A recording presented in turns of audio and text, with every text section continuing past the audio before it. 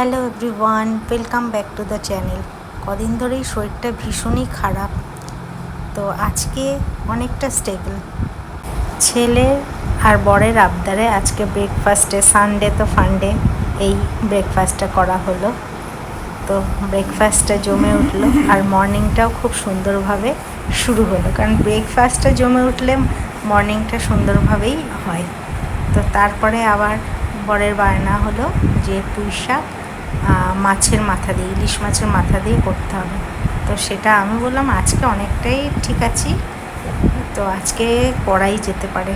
তো সে তার তোড়জোড় চলছে। ব্রেকফাস্ট হয়ে গেল, এবার মাছটা ভেজে নিলাম আর পুঁই শাকটা দিয়ে এখন করব।